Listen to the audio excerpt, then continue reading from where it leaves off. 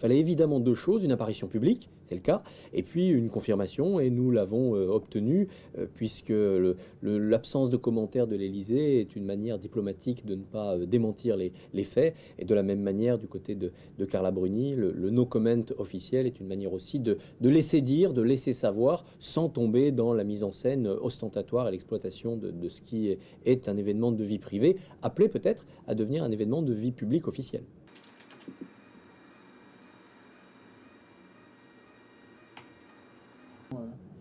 Je voulais pas que l'Express mis en ligne quoi que ce soit sans que j'appelle Carla Bruni, qui est une amie. Je suis très lié à Raphaël, son ancien compagnon. Et donc je voulais lui dire, voilà, il va y avoir en ligne un papier sur la vie des médias qui concerne les magazines People de la semaine prochaine. Et dans ces magazines, on va trouver des photos du président de la République et de toi. Donc je voulais la prévenir de cette mise en ligne. Et donc elle m'a gentiment fait savoir que bien entendu tout ça était exact. Et sans du tout vouloir intervenir, elle, et rendre public dans ces mots cet événement. C'est Yann qui a appelé tout à l'heure.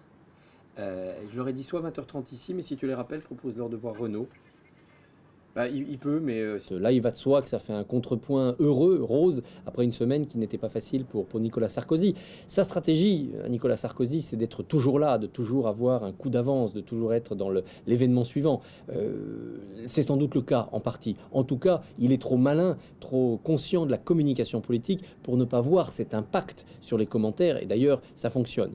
Mais au fond du fond, je crois qu'il y a une réalité sincère de sentiments, il y a une réalité sincère de ce qui est vécu dans leur vie privée, et je crois que ça, il faut la respecter. Bon, ben merci. C'est un peu la course. Non, non, merci à vous. Merci à vous. Hop. Pardon de vous avoir fait patienter dans ce bruit de sirène. Bon, bah,